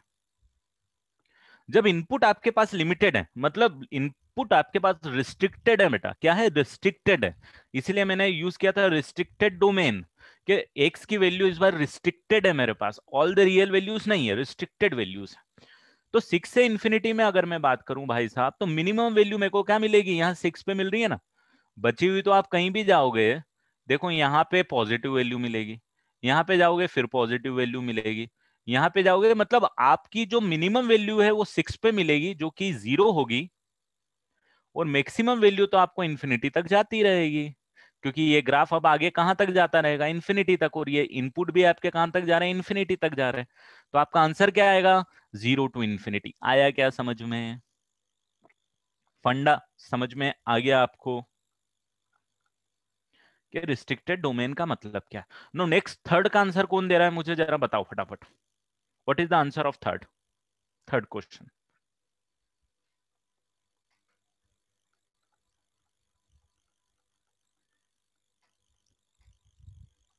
सिद्धांत गलत, रुचिर का answer seems to be right. What about the other students, I am expecting answer this time from your end. Vedant गलत। यहीं पे हमको एक्यूरेसी बढ़ानी है बेटा, हमको सब चीज पता है, बट हमारे आंसर गलत आ रहे हैं। ये चीज सिर्फ है कि आप बहुत जल्दी सेटिस्फाई हो जा रहे हो अपने दिमाग से, कुछ सोच रहे हो और समझ रहे हो कि ये सही है। ऐसा नहीं होता, प्रकृति आपका भी गलत है। आप जो सोच रहे हो वो सही हो हमेशा, वो सही नहीं होता। ये मैथ्स में बात नहीं कर रहे हैं हम, थ्रू आउट योर लाइफ ये मैटर करता है कि जो आप सोच रहे हो वही सही है, नहीं। आपको हर एक डायमेंशन में सोचना पड़ता है चीजों के बीच में, हो सकता है आप कोई पॉइंट मिस कर रहे हो।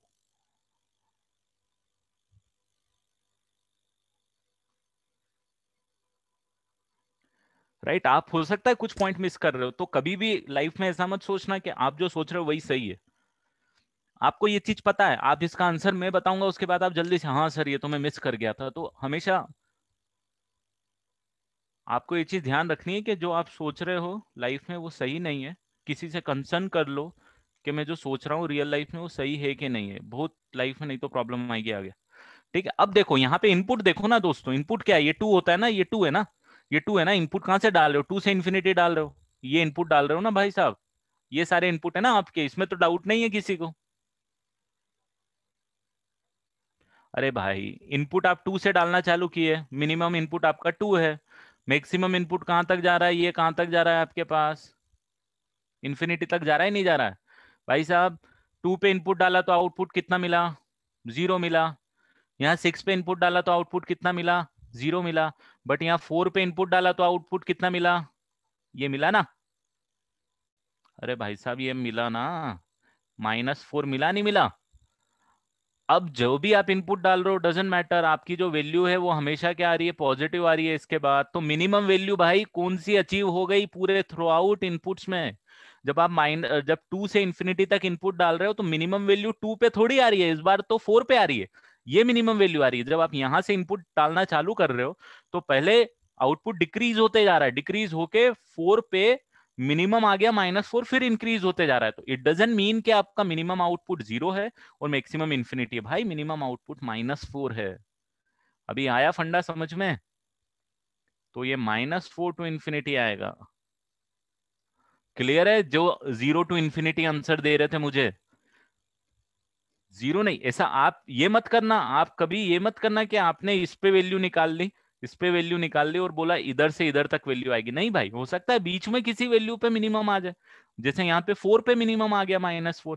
4 भी तो इनपुट इसके बीच में लाई कर रहा है। क्लियर? अभी आया समझ में रिस्ट्रिक्टेड डोमेन का फंडा? आप बस आउटपुट का कलेक्शन देखो कहां से कहां तक लाई कर रहा है।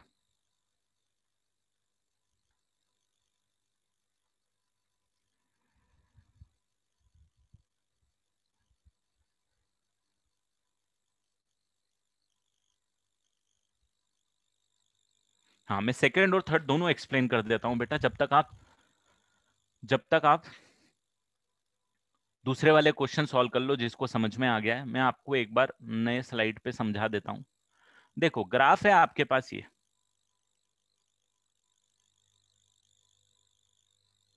ग्राफ है आपके पास, ये आपने ग्राफ बना के मुझे दे दिया। आपने बोला सर ये 2,0 है, और आपने बोला 6,0। इसमें तो दिक्कत नहीं है ना किसी को? और वही ग्राफ मैंने यहाँ पे वापस बना दिया।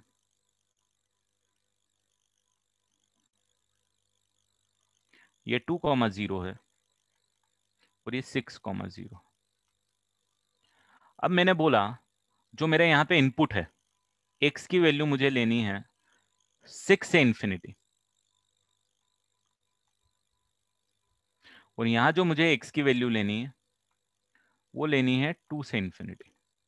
ठीक है, x की वैल्यू का फंडा समझ में आया कि भाई x की वैल्यू मुझे 6 से इंफिनिटी लेनी है, तो मुझे ये मिनिमम 6 लेना है, और इनपुट जो है मेरे पास वो ये होना चाहिए। अब मैं क्या 6 से छोटे के इनपुट की बात कर रहा हूं क्या? इस केस में नहीं कर रहा हूं। ठीक है, अब मुझे ये बताओ कि अगर मैंने इनपुट ये लिया तो मेरा ग्राफ बेचारा कहां से कहां तक जा रहा है? क्या मुझे ये वाले ग्राफ का कोई सेंस बनता है? इसका कोई मतलब है क्या मुझे? नहीं है ना? नहीं है। क्यों? क्योंकि मैंने तो x की वैल्यू 6 टू इंफिनिटी ली है यार, तो क्यों जरूरत है मेरे को उस ग्राफ की? अब मुझे ये बताओ कि अब जो ग्राफ बना है ये बचा है सिर्फ, इसमें मिनिमम वैल्यू क्या आ रही है? अरे इसमें मिनिमम वैल्यू क्या आ रही है? ये आ रही है ना, यहाँ पे आ रही है ना 0, है ना? इसके बाद तो आप जो भी इनपुट डालोगे आपके आउटपुट क्या आते जाएंगे? पॉजिटिव आते जाएंगे, ये पॉजिटिव आउटपुट। यहाँ कोई इनपुट डाला आउटपुट क्या आ जाएगा? Positive output. ये इनपुट डाला आउटपुट क्या आ जाएगा? पॉजिटिव। कहां तक जाता जाएगा? कहां तक जाता जाएगा भाई साहब? जिसको कंफ्यूजन हो रहा था, इंफिनिटी तक जाएगा। मिनिमम क्या आएगा? ये आया ना मिनिमम आउटपुट यहाँ पे, तो क्या मैं बोल दूं 0 से इंफिनिटी तक मेरा आउटपुट आएगा?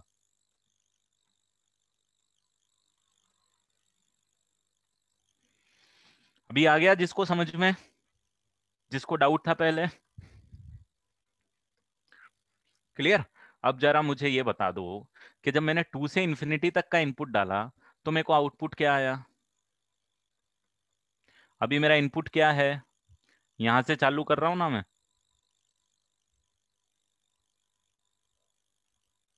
ये इनपुट है ना, तो मैं क्या ग्राफ को ये उड़ा दूं, ये वाला पार्ट पूरा? अब मुझे बताओ कि ये जो ग्राफ अब बाकी है इसमें मिनिमम वैल्यू क्या आ रही है? क्या मिनिमम वैल्यू ये आ रही है इस एक्स के लिए?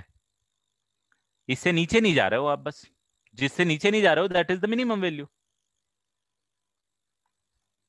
इस ग्राफ में मिनिमम वैल्यू ये आ रही है। ये वैल्यू कितनी है भाई साहब? -4, याद है ना आपको? क्योंकि आपने ये तो 4, -4 निकाल के रखा हुआ है ऑलरेडी। और मैक्सिमम वैल्यू क्या आ रही है? अरे मैक्सिमम वैल्यू तो यहाँ पे बढ़ते जाओगे तो कहां तक जा रही है?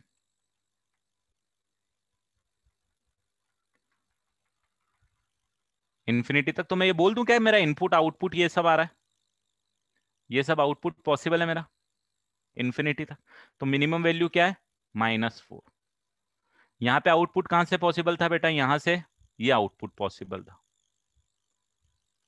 है ना? ब्लू कलर में इनपुट है, रेड कलर में आउटपुट है। तो मिनिमम आउटपुट कितना आ रहा है? 0 आ रहा है इस केस में। सेकेंड केस में क्या आ रहा है? मिनिमम आउटपुट -4 आ रहा है। That's all. Got it?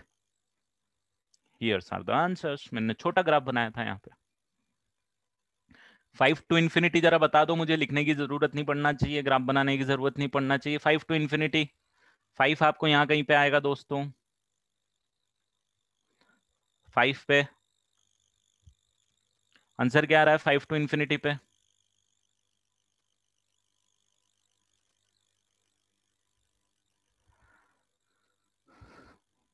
-3 to infinity, perfect. -3 to infinity, open bracket both. समझ में आ रहा है क्यों ओपन ब्रैकेट? ये ओपन ब्रैकेट का फंडा समझ में आना चाहिए बेटा। अब ओपन ब्रैकेट आ गया, इसके पहले आंसर में क्लोज ब्रैकेट था। क्योंकि 5 पे जो वैल्यू आ रही है, जो 5 पे वैल्यू आ रही है वो आ रही है -3, बट 5 इंक्लूडेड नहीं है, तो -3 इंक्लूड नहीं कर सकते। आपका अब जो ग्राफ बनेगा वो ये वाला बनेगा। यहाँ पे इसमें बनाता हूं, 5 पे अगर आप ग्राफ बना रहे हो तो 5 यहां पे आएगा, 5 पे जो आउटपुट आपके पास आएगा वो यहाँ पे -3 आएगा। तो -3 से आपके पास चालू होंगे आउटपुट आना, सही बात है। ये वाला ग्राफ जब आएगा तो -3 से होगा, बट -3 नहीं होगा क्योंकि 5 इंक्लूडेड नहीं है बेटा। आपको 5 इंक्लूडेड होता तो -3 इंक्लूडेड होता, 5 इंक्लूडेड नहीं है तो -3 इंक्लूडेड नहीं है। करेक्ट। तो ओपन ब्रैकेट क्लोज ब्रैकेट के भी अपने रीजन है, नॉर्मल लॉजिक है, नॉर्मल सेंस है, दैट्स ऑल, कोई ऐसी बड़ी बात नहीं है। ठीक है, 1 2 3 पे आ जाते हैं भाई साहब। 1 2 3 में क्या सीन चल रहा है? अगर आप ये ग्राफ बना रहे थे, ये ग्राफ था हमारा, ये 1 यहाँ पे आएगा, ये 2 यहाँ पे था, 3 यहाँ पे आएगा, और ये 4 यहाँ पे आ रहा था। ये 4 था, ये 3 था। तो अगर आप देखोगे तो 1 से लेके 3 के इनपुट हैं भाई। थ्रू आउट ग्राफ क्या है, 1 पे आपके पास ये आ रही है वैल्यू कुछ यहाँ पे, और 3 पे आपके पास वैल्यू आ रही है ये। तो आप देखोगे आउटपुट इसके बीच में आ रहा है। करेक्ट। तो 1 पे वैल्यू कितनी आ रही है जरा बताओ तो मुझे। 1 पे वैल्यू आ रही है 5, और 3 पे वैल्यू कितनी आ रही है? आई थिंक 3 पे कितनी आ रही है? 9 -24 -15 3। करेक्ट है, -3 आ रही। तो भाई मेरे पास मिनिमम वैल्यू कितनी आ रही है? अरे बेवकूफ हूँ, अरे बेवकूफ हूँ, 5 टू -3 नहीं आएगा रे भाई, -3 टू 5 आएगा। मत करो ऐसा। अरे -3 टू 5 आएगा कि 5 टू -3 लिखोगे? छोटा पहले लिखोगे, बड़ा बाद में लिखोगे ना। ये 5 टू -3 क्या होता है मैथ्स में? आया समझ में? थोड़ा सोच, हर एक स्टेप पे सोचना है बेटा आपको। -3 इंक्लूडेड है क्या? नहीं है। मिनिमम वैल्यू -3 है, मैक्सिमम वैल्यू 5 है, तो -3 टू 5 लिखोगे, 5 टू -3 नहीं लिखते, राइट? इंक्रीजिंग ऑर्डर में वैल्यूज लिखते हैं हम लोग। मत हो इन चीजों में कंफ्यूज। ठीक है। 5 इंक्लूडेड है क्योंकि 1 इंक्लूडेड था, -3 इंक्लूडेड नहीं है क्योंकि 3 इंक्लूडेड नहीं था। अब -1 टू 5 के लिए बता दो जरा आंसर फटाफट मुझे।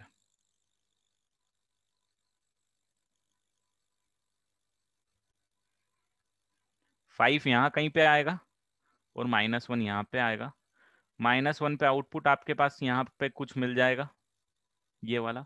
और 5 पे आउटपुट आपको यहाँ पे कहीं मिलेगा, बट जो वैल्यूज हैं आपको मिनिमम वैल्यू ये 4 ले जाएगा, मतलब ये वैल्यू मिलेगी आपको आउटपुट में। तो ये जो मिनिमम वैल्यू है वो -4 आएगी, यहाँ पे -4 आएगा। करेक्ट। फिर वही गलती कर रहा है वेदांत, -3 क्यों आएगा दोस्त? 5 पे थोड़ी मिनिमम आ रहा है, 4 पे मिनिमम आ रहा है। क्लियर। और -1 पे कितनी वैल्यू आ रही है जरा बता दो? 8 12 21 21 मैक्सिमम वैल्यू आ रही है, which we need to include. और -4 को इंक्लूड करना ही नहीं करना है, इसको भी इंक्लूड करना है इस केस में तो भैया।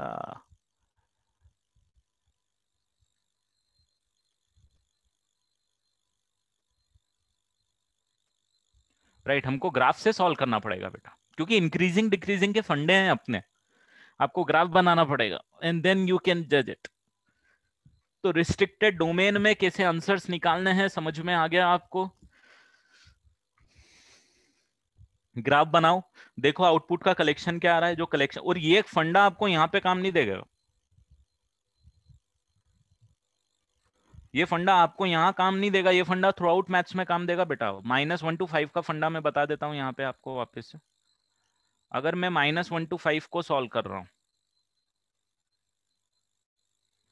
-1 मेरे पास यहाँ था, 5 मेरे पास यहाँ था, 4 पे मेरे को पीक पॉइंट आता है, तो मेरा जो ग्राफ था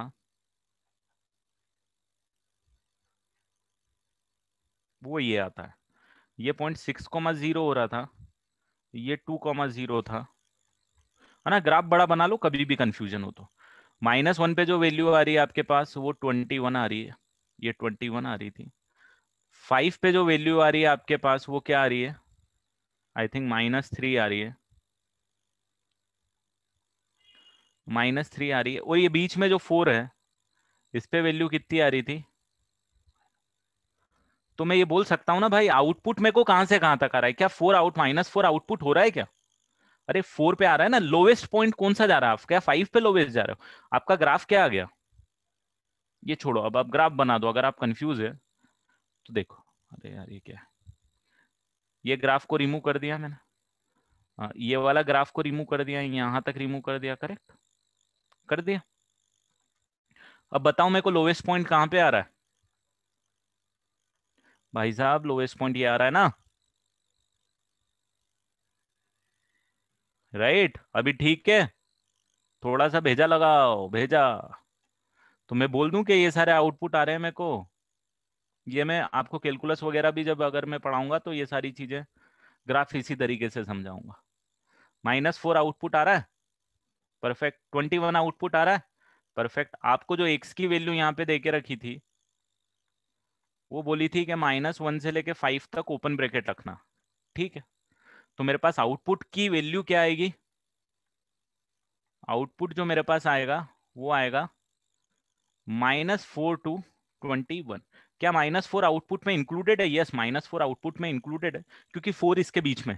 5 वाला आउटपुट इंक्लूडेड नहीं होता, -3, बट -3 तो ऑलरेडी यहाँ किसी इनपुट के लिए आउटपुट आ चुका है, तो इसीलिए -4 to 21 क्लोज ब्रैकेट में आंसर आएगा। ठीक है, तो वो जो क्वेश्चन मैंने पहले आपको छुड़वाया होगा ना, 2-3 क्वेश्चन रिस्ट्रिक्टेड डोमेन के उस असाइनमेंट में से, वो आप कर लेना, हो जाएगा आपसे। बोल बेटा, बाकी that's all from my and, you can leave the meeting. Assignment आपको भेजता हूँ, बोल बेटा। सर ये मिनिमम वैल्यू आई अंडरस्टूड -4 आ गया, बट हाउ ये 21 कैसे आया सर? देख, -1 पे आउटपुट कितना आ रहा है तेरे पास, एक्स की वैल्यू -1 से 5 है, करेक्ट। हाँ, एज इन -1 आई पे अंडरस्टूड, मतलब वो मैं समझ गया, बट वो कैलकुलेट कैसे किया कि 21 आया? मतलब नहीं, आप हमेशा मैंने प्लॉट करना होता है या फिर क्या नहीं, करना होता इसमें पुट किया ना x इक्वल टू -1, तो दिस इज 1, है? This is 8, oh this is okay, 12। Normal value okay sir, calculate करी मैंने -1 पे कितनी आ रही है, ओके सर, सो ठीक है। Okay, understood understood, understood, thank you sir. Okay.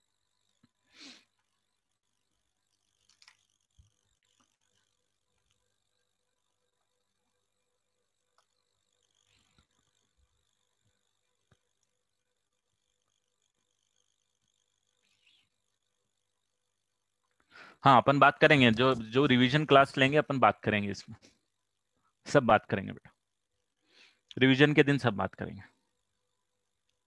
ठीक है।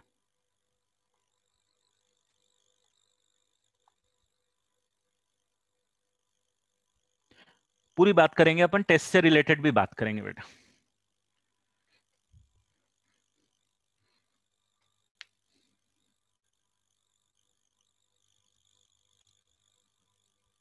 नहीं, 5 इंक्लूड होता, अगर लास्ट वाले क्वेश्चन में 5 इंक्लूड भी होता, अगर ये 5 इंक्लूड भी होता तो मिनिमम वैल्यू तो -4 ही आती, सिद्धांत, राइट ना। अगर 5 इंक्लूड भी होता तो इस 5 से कोई फर्क ही नहीं पड़ता, क्योंकि -3 तो ऑलरेडी आ ही रही है यहाँ किसी एक्स के लिए, देखना तू, ये कोई एक्स यहाँ पे होगा, ये 2 से लेके 4 के बीच में, और आई थिंक वो 3 होगा। 3 पे you will be getting value -1, कोई ना कोई -3 तो आ ही रही है, -3 तो तेरी मिनिमम वैल्यू क्या आ रही है इस रेंज में। अब तू इसको ये कर या ये कर, डजेंट मैटर, तेरी मिनिमम वैल्यू तो -4 ही आ रही है।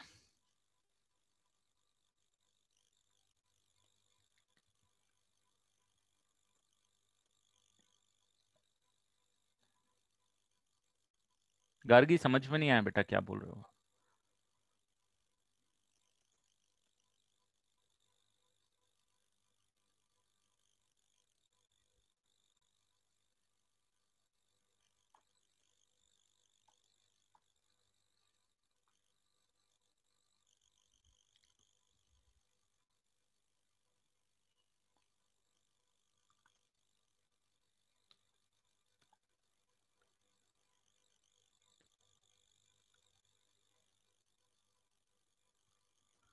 हाँ, डी जीरो होगा तो ग्राफ ऐसा बनेगा। अगर डी जीरो होता है मान ले, तो your graph would be, if D is equal to zero then graph would be like this, touch करके निकल जाएगा लाइक दिस। इसमें रूट्स तो हम दो बोलेंगे, इक्वल रूट्स बोलेंगे, इक्वल रूट्स, डिस्टिंक्ट रूट्स नहीं बोलेंगे, real roots, equal roots. Quadratic के हमेशा दो रूट्स होंगे बेटा। अब वो दोनों इक्वल भी हो सकते हैं, दोनों इमेजिनरी भी हो सकते हैं, दोनों रियल एंड डिस्टिंक्ट भी हो सकते हैं। ठीक है, चलो guys, then let's meet in the evening without discussion.